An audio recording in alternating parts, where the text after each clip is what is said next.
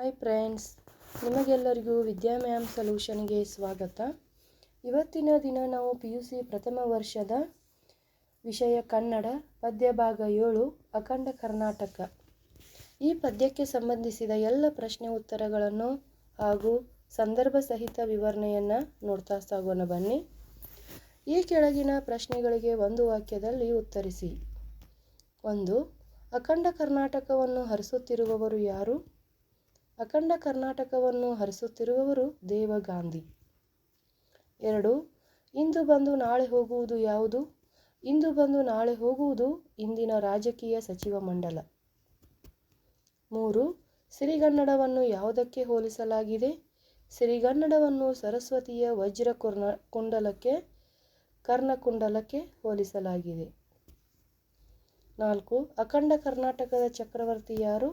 ಅಖಂಡ ಕರ್ನಾಟಕದ ಚಕ್ರವರ್ತಿ ನೃಪತುಂಗ. 5. ಅಖಂಡ ಕರ್ನಾಟಕದ ಮುಖ್ಯಮಂತ್ರಿ ಯಾರು? ಅಖಂಡ ಕರ್ನಾಟಕದ ಮುಖ್ಯಮಂತ್ರಿ ಪಂಪನಾಗಿದ್ದಾನೆ. 6. ಸರಸ್ವತಿಯು ಯಾವ ಸಂಸ್ಕೃತಿಯನ್ನು ಮೆರೆಯಲು ಕರ್ನಾಟಕವನ್ನು ರಚಿಸಿದ್ದಾಳೆ? ಸರಸ್ವತಿಯು ಆತ್ಮ ಸಂಸ್ಕೃತಿಯನ್ನು ಮೆರೆಯಲು ಕರ್ನಾಟಕವನ್ನು ರಚಿಸಿದ್ದಾಳೆ. 7. ಕರ್ನಾಟಕವು ಯಾರ ಹೃದಯಗಳಲ್ಲಿ ಹೊತ್ತಿರುವ ದೀಪವಾಗಿದೆ? ಕರ್ನಾಟಕವು ಶರಣರ ಹೃದಯಗಳಲ್ಲಿ ಹೊತ್ತಿರುವ ದೀಪವಾಗಿದೆ. 8. ಛಲದ ಚಂಡಿ ಯಾರು? ಕರ್ನಾಟಕ ಮಾತೆಯು ಛಲದ ಚಂಡಿಯಾಗಿದ್ದಾಳೆ.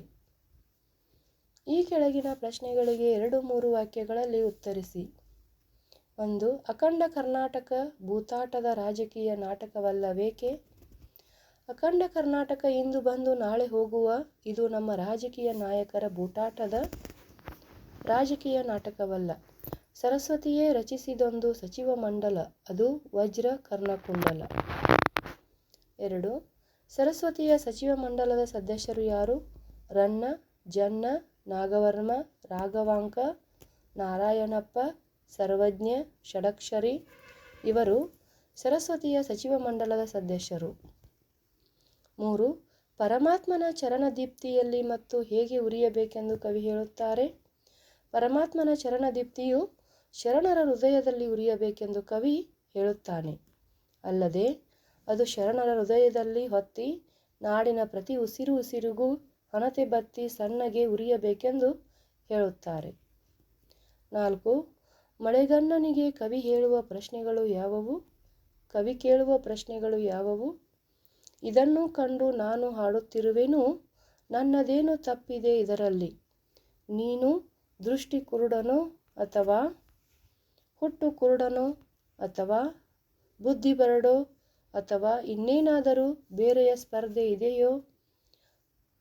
ಮಳ್ಳಗಣ್ಣಿನವನಾದ ನೀನು ಕನ್ನಡ ನಾಡನ್ನು ಅರಿಯಲು ಸಾಧ್ಯವೇ ಎಂದು ಕವಿ ಮಳ್ಳಗಣ್ಣನಿಗೆ ಪ್ರಶ್ನೆಗಳನ್ನು ಕೇಳುತ್ತಾನೆ.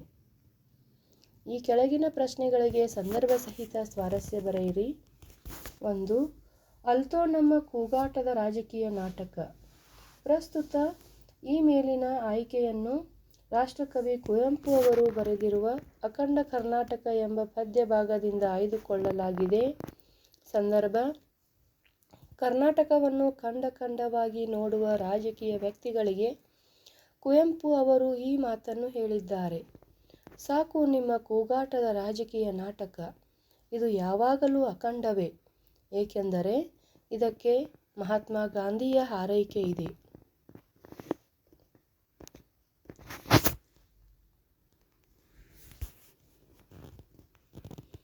ಋಷಿಗಳ ಮಂತ್ರಶಕ್ತಿಯ ಪ್ರಭಾವವಿದೆ, ಇದು ಯಾವಾಗಲೂ ಚಿಮ್ಮುವ ವರತೆ ಎಂದು ಕವಿಗಳು ಹೇಳುವ ಮಾತುಗಳು ಸಂದರ್ಭವಾಗಿದೆ.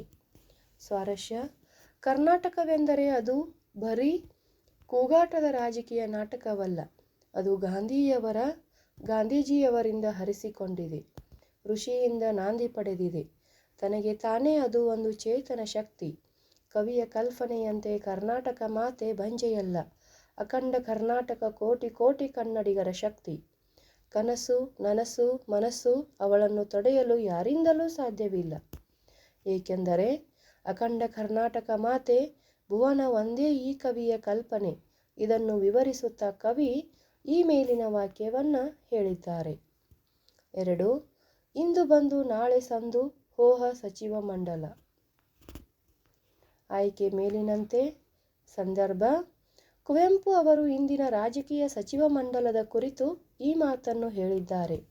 ರಾಜಕೀಯ ನಾಯಕರುಗಳೇ, ನೀವು ರಚಿಸಿದ ಸಚಿವ ಮಂಡಲ ಇಂದು ಬಂದು ನಾಳೆ ಹೋಗುವ ಅಶಾಶ್ವತ ಸಚಿವ ಮಂಡಲ. ಆದರೆ ಕರ್ನಾಟಕ ಮಾತೆ ಎಂದೋ ಒಂದು ದಿನ ವಜ್ರ ಕರ್ಣಕುಂಡಲದಂಥ ಸಚಿವ ಮಂಡಲವನ್ನು ರಚಿಸಿದ್ದಾಳೆ. ಅದು ಶಾಶ್ವತ ಎಂದು ಕವಿಗಳು ಹೇಳುವ ಮಾತುಗಳು ಸಂದರ್ಭವಾಗಿವೆ. ಸ್ವಾರಸ್ಯ: ಅಖಂಡ ಕರ್ನಾಟಕವೆನ್ನುವುದು ನಮ್ಮ ಬೂಟಾಟದ ರಾಜಕೀಯ ನಾಟಕವಲ್ಲ. ಅದು ಇಂದು ಬಂದು ನಾಳೆ ಮುಗಿದು ಹೋಗುವ ಸಚಿವ ಮಂಡಲ ರಚಿಸುವ ಕೃತಕವಲ್ಲ. ಅದೊಂದು ಕನ್ನಡ ಸರಸ್ವತಿಯ ಶಾಶ್ವತ ಸಚಿವ ಮಂಡಲ, ಸಿರಿಗನ್ನಡ ಸರಸ್ವತಿಯ ವಜ್ರ ಕರ್ಣಕುಂಡಲ ಎಂದು ಕವಿಗಳು ವಿವರಿಸುವ ಮಾತುಗಳು ಇಲ್ಲಿ ಸ್ವಾರಸ್ಯವಾಗಿವೆ. 3. ನೃಪತುಂಗನೇ ಚಕ್ರವರ್ತಿ, ಪಂಪನಿಲ್ಲಿ ಮುಖ್ಯಮಂತ್ರಿ. ಆಯ್ಕೆ ಮೇಲಿನಂತೆ. ಸಂದರ್ಭ: ಇದು ಅಖಂಡ ಕರ್ನಾಟಕವೇ ಹೊರತು ನಿಮ್ಮ ಬೂಟಾಟದ ರಾಜಕೀಯ ನಾಟಕವಲ್ಲ. ನೀವು ರಚಿಸುವ ಸಚಿವ ಮಂಡಲ ಇಂದು ಬಂದು ನಾಳೆ ಇದ್ದು ಹೋಗುವ ಸಚಿವ ಮಂಡಲ. ಆದರೆ ಸರಸ್ವತಿಯೇ ತನಗೆ ತಾನೇ ರಚಿಸಿಕೊಂಡಿದ್ದಾಳೆ ಒಂದು ಸಚಿವ ಮಂಡಲ. ಆ ಸಚಿವ ಮಂಡಲದ ಚಕ್ರವರ್ತಿ ನೃಪತುಂಗನಾಗಿದ್ದಾನೆ, ಪಂಪನೇ ಅಲ್ಲಿ ಮುಖ್ಯಮಂತ್ರಿಯಾಗಿದ್ದಾನೆ ಎಂದು ಕವಿಗಳು ವಿವರಿಸುವ ಮಾತುಗಳು ಸಂದರ್ಭವಾಗಿವೆ. ಸ್ವಾರಸ್ಯ: ಸರಸ್ವತಿಯು ರಚಿಸಿರುವ ಶಾಶ್ವತ ಸಚಿವ ಮಂಡಲ ಅದು ನಿಮ್ಮ ಸಚಿವ ಮಂಡಲದಂತೆ ಇಂದು ಬಂದು ನಾಳೆ ಹೋಗುವ ಸಚಿವ ಮಂಡಲ ಅಲ್ಲ. ಸರಸ್ವತಿಯು ರಚಿಸಿರುವ ಈ ಸಚಿವ ಮಂಡಲಕ್ಕೆ ನೃಪತುಂಗನೇ ಚಕ್ರವರ್ತಿ, ಪಂಪನೇ ಮುಖ್ಯಮಂತ್ರಿ. ರನ್ನ, ಜನ್ನ, ನಾಗವರ್ಮ, ರಾಘವಾಂಕ, ಹರಿಹರ, ಬಸವಣ್ಣ, ನಾರಾಯಣಪ್ಪ, ಸರ್ವಜ್ಞ, ಷಡಕ್ಷರಿ ಇವೆಲ್ಲರೂ ಈ ಸಚಿವ ಮಂಡಲದ ಸದಸ್ಯರಾಗಿದ್ದಾರೆ. ಇದು ಸಿರಿಗನ್ನಡ ಸರಸ್ವತಿಯ ವಜ್ರ ಕರ್ಣಕುಂಡಲದಂತೆ ಇದೆ ಎಂದು ಕವಿಗಳು ವಿವರಿಸುವ ಮಾತುಗಳು ಸ್ವಾರಸ್ಯವಾಗಿವೆ. 4. ಪಕ್ಷ ಜಾತಿ ಕಲಹ ಕಲತೋ. ಆಯ್ಕೆ ಮೇಲಿನಂತೆ. ಸಂದರ್ಭ: ಕರ್ನಾಟಕದ ರಾಜಕೀಯ ಎಂಬುದು ಕೀರ್ತಿ ಗಳಿಸುವುದಕ್ಕೆ ಅಲ್ಲ, ಹೊಟ್ಟೆ ತುಂಬಿಸಿಕೊಳ್ಳುವುದಕ್ಕೂ ಅಲ್ಲ, ಬಟ್ಟೆ ತೊಟ್ಟು ಮೆರೆಯುವುದಕ್ಕಲ್ಲ, ಪಕ್ಷಗಳ ನಡುವೆ ಜಗಳಕ್ಕಲ್ಲ, ಜಾತಿಗಳ ನಡುವೆ ಕಲಹಕ್ಕೆ ಅಲ್ಲ, ಹೊಮ್ಮು ಬಿಮ್ಮುಗಲ್ಲ, ಸೊಕ್ಕಿಗಲ್ಲ. ಇದು ನಾಡಿನ ಸಂಸ್ಕೃತಿಗೆ, ನಾಡಿನ ಬೆಳಕಿಗೆ, ನಾಡಿನ ರೀತಿಗೆ, ನೀತಿಗೆ ಎಂಬ ಕವಿಗಳ ಮಾತುಗಳು ಸಂದರ್ಭವಾಗಿವೆ. ಸ್ವಾರಸ್ಯ: ಅಖಂಡ ಕರ್ನಾಟಕವು ಸರಸ್ವತಿಯು ರಚಿಸಿದ ಒಂದು ರೂಪಕವೇ ಹೊರತು ಅದು ರಾಜಕೀಯ ನಾಟಕವಲ್ಲ. ಅದು ಪಕ್ಷ ಜಾತಿ ಮತಗಳ ಮೈದಾನವಲ್ಲ. ಅದು ಆತ್ಮ ಸಂಸ್ಕೃತಿಯನ್ನು ಮೆರೆಯುವುದಕ್ಕಾಗಿ, ನಾಡಿನ ಬೆಳೆಗಳಿಗೆ ಜೀವಕಾಂತಿಯನ್ನು ಕೊಡುವುದಕ್ಕಾಗಿ, ಕರ್ನಾಟಕ ಮಾತೆಗೆ ಪರಮಾತ್ಮನ ಚರಣದೀಪ್ತಿಯು ಶರಣರ ಹೃದಯಗಳಿಗೆ ಹೊತ್ತಿ ಅದು ನಾಡಿನ ಉಸಿರುಸಿರಿಗೂ ಹೊತ್ತಿಕೊಂಡು ಬೆಳಗಿದೆ ಎಂದು ಕವಿಗಳು ವಿವರಿಸುವ ಮಾತುಗಳು ಇಲ್ಲಿ ಸ್ವಾರಸ್ಯವಾಗಿವೆ. ಮರೆಯಲಾತ್ಮ ಸಂಸ್ಕೃತಿ. ಆಯ್ಕೆ ಮೇಲಿನಂತೆ. ಸಂದರ್ಭ: ಅಖಂಡ ಕರ್ನಾಟಕವೆನ್ನುವುದು ಸಂಸ್ಕೃತಿಯು ರಚಿಸಿದ ಒಂದು ರೂಪಕ ನಾಟಕವೆನ್ನುವುದು ಆತ್ಮ ಸಂಸ್ಕೃತಿಯನ್ನು ಮೆರೆಯಲು, ನಾಡಿನ ಬೆಳೆಗಳಿಗೆ ಜೀವಕಾಂತಿಯನ್ನು ತರಲು ಇದು ಅಖಂಡ ಕರ್ನಾಟಕ ಅಲ್ಲೋ ನಿಮ್ಮ ಬೂಟಾಟದ ರಾಜಕೀಯ ನಾಟಕ ಎನ್ನುವ ಕುವೆಂಪು ಅವರ ಮಾತುಗಳು ಇಲ್ಲಿ ಸಂದರ್ಭವಾಗಿವೆ. ಸ್ವಾರಸ್ಯ: ಅಖಂಡ ಕರ್ನಾಟಕ ಎನ್ನುವುದು ಕನ್ನಡಿಗರೆಲ್ಲ ಆತ್ಮ ಸಂಸ್ಕೃತಿಯ ಪ್ರಜ್ಞೆಯ ಪ್ರತೀಕ. ರಾಷ್ಟ್ರದ ಬದುಕಿನಲ್ಲಿ ರಾಜಕೀಯ ಅಧಿಕಾರವೇ ಅಂತಿಮವಲ್ಲ. ಪ್ರಭುತ್ವ ನಾಡಿನ ಸಂಸ್ಕೃತಿ ಅಸ್ತಿತ್ವವನ್ನು ನಿರ್ಲಕ್ಷಿಸುವುದೂ ಅಲ್ಲ. ಸಾಂಸ್ಕೃತಿಕ ಪ್ರಜ್ಞೆ ನಾಡಿನ ಪ್ರಗತಿಯ ದ್ಯೋತಕ. ಇಂದಿನ ರಾಜಕೀಯ ರಾಜ್ಯದ ಸಾಂಸ್ಕೃತಿಕ ಆತ್ಮಗೌರವವನ್ನು ಎತ್ತಿ ಹಿಡಿಯಬೇಕು. ಆಳುವವರ ಇಬ್ಬಂದಿತನದಿಂದಾಗಿ ಕನ್ನಡದ ಏಕತೆಗೆ ಧಕ್ಕೆ ಒದಗಬಾರದು. ಕರ್ನಾಟಕದ ಸಾಂಸ್ಕೃತಿಕ ಪರಂಪರೆಯ ಉನ್ನತಿ ಸಾಧಿಸಬೇಕು ಎನ್ನುವುದು ಕವಿಗಳ ಇಚ್ಛೆಯೇ ಇಲ್ಲಿ ಸ್ವಾರಸ್ಯವಾಗಿದೆ. 6. ಮಂತ್ರಕಾನ ಶಕ್ತಿಕಾನ. ಆಯ್ಕೆ ಮೇಲಿನಂತೆ. ಸಂದರ್ಭ: ಕರ್ನಾಟಕ ಎಂದರೇನು? ಅದು ಬರೀ ಮಣ್ಣ ಅಲ್ಲ, ಕಾಣಿರೋ ಅದು ಒಂದು ಮಂತ್ರಶಕ್ತಿ ಇದ್ದ ಹಾಗೆ. ಕರ್ನಾಟಕ ಮಾತೆ ಎಂದರೆ ಅವಳು ಎಲ್ಲರನ್ನೂ ಪೊರೆಯುವ ತಾಯಿ ಇದ್ದ ಹಾಗೆ. ಅವಳು ಕರ್ನಾಟಕ ಮಾತೆ ರಾಜರಾಜೇಶ್ವರಿಯಾಗಿದ್ದಾಳೆ. ಅವಳು ಬೆಂಕಿಯಾಗಿದ್ದಾಳೆ. ಅವಳು ಸಿಡಿಲು ಆಗಿದ್ದಾಳೆ. ಕಾಯುವ, ಕೊಲ್ಲುವ, ಒಲವ ಬಲವ ಕೊಡುವ ತಾಯಿಯಾಗಿದ್ದಾಳೆ. ದುಷ್ಟರ ಪಾಲಿಗೆ ಛಲದ ಚಂಡಿಯಾಗಿದ್ದಾಳೆ ಎಂದು ಕವಿಗಳು ವಿವರಿಸುವ ಪದ್ಯದ ಸಾಲುಗಳು ಸಂದರ್ಭವಾಗಿವೆ. ಕರ್ನಾಟಕ ಎನ್ನುವುದು ಅದೊಂದು ಕೇವಲ ಮಣ್ಣಿನ ನೆಲವಲ್ಲ, ಆ ನೆಲಕ್ಕೆ ಇರುವ ಹೆಸರಲ್ಲ. ಕರ್ನಾಟಕ ಎನ್ನುವುದು ಬರೀ ಮಣ್ಣಿಗೆ ಹೆಸರಲ್ಲ ಎಂದು ಕವಿ ವಿವರಿಸುತ್ತಾರೆ. ಕವಿಯ ದೃಷ್ಟಿಕೋನದಲ್ಲಿ ಕರ್ನಾಟಕ ಇದೊಂದು ಮಂತ್ರಶಕ್ತಿ, ತಾಯಿ ಹಾಗೆ, ದೇವಿ ಹಾಗೆ, ಬೆಂಕಿ ಸಿಡಿಲಿನ ಹಾಗೆ, ಕಾಯುವ, ಕೊಲ್ಲುವ, ಒಲವು ಬಲವುಗಳನ್ನು ಕೊಡುವ ಛಲದ ಚಂಡಿ ಎಂದು ಕವಿಗಳು ವಿವರಿಸುವ ಮಾತುಗಳು ಸ್ವಾರಸ್ಯವಾಗಿವೆ. ಕೆಳಗಿನ ಪ್ರಶ್ನೆಗಳಿಗೆ 5-6 ವಾಕ್ಯದಲ್ಲಿ ಉತ್ತರಿಸಿ. 1. ಕುವೆಂಪು ಅವರು ಕೂಗಾಟದ ರಾಜಕೀಯ ನಾಟಕ ಎಂದು ಹೇಳಿರುವ ಹಿನ್ನೆಲೆ ಏನು?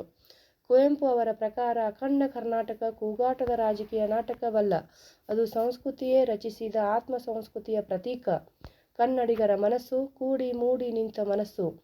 ಅಖಂಡ ಕರ್ನಾಟಕ ಇಂದು ಬಂದು ನಾಳೆ ಹೋಗುವ ಸಚಿವ ಮಂಡಲವಲ್ಲ, ಅದು ಸಿರಿಗನ್ನಡ ಸರಸ್ವತಿಯ ವಜ್ರಕರ್ಣಕುಂಡಲ. ಅದು ಕೇವಲ ಕೀರ್ತಿ ಶನಿಯ ರಾಜಕೀಯ ನಾಟಕವಲ್ಲ, ಬರೀ ಹೊಟ್ಟೆಗೆ ಬಟ್ಟೆಗೆ ಅಲ್ಲ, ಪಕ್ಷ ಜಾತಿ ಕಲಹಕ್ಕೆ ಅಲ್ಲ, ಹೊಮ್ಮು ಬಿಮ್ಮು ಸೊಮ್ಮಿಗೆ ಅಲ್ಲ, ಬಟ್ಟೆ ಚಿಟ್ಟೆ ಬಾಳಿಗಲ್ಲ, ಅದು ಆತ್ಮ ಸಂಸ್ಕೃತಿಯನ್ನು ಮೆರೆಸುವುದಕ್ಕಾಗಿ ಕರ್ನಾಟಕ ಎಂದು ಕುವೆಂಪು ಅವರು ಹೇಳಿದ್ದಾರೆ. 2. ಸರಸ್ವತಿಯರ ಸಚಿವ ಮಂಡಲವನ್ನು ಕುರಿತು ಬರೆಯಿರಿ. ಸರಸ್ವತಿಯು ರಚಿಸಿದ ಸಚಿವ ಮಂಡಲವು ಅವಳಿಗೆ ಅದು ಕರ್ಣಕುಂಡಲವೇ ಆಗಿದೆ. ಅಖಂಡ ಕರ್ನಾಟಕವೇ ಸರಸ್ವತಿಯ ಸಚಿವ ಮಂಡಲ.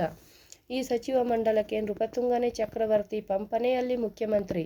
ರನ್ನ, ಜನ್ನ, ನಾಗವರ್ಮ, ರಾಘವಾಂಕ, ಹರಿಹರ, ಬಸವಣ್ಣ, ನಾರಾಯಣಪ್ಪ, ಸರ್ವಜ್ಞ, ಷಡಕ್ಷರಿ ಇವರೆಲ್ಲರೂ ಈ ಸಚಿವ ಮಂಡಲದ ಸದಸ್ಯರುಗಳು ಆಗಿದ್ದಾರೆ.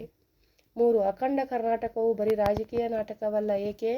ಅಖಂಡ ಕರ್ನಾಟಕ ಅದು ಬೂಟಾಟದ ರಾಜಕೀಯ ನಾಟಕವಲ್ಲ, ಏಕೆಂದರೆ ಅದೊಂದು ಕನ್ನಡಿಗರ ಹಿರಿಯ ಶಕ್ತಿ.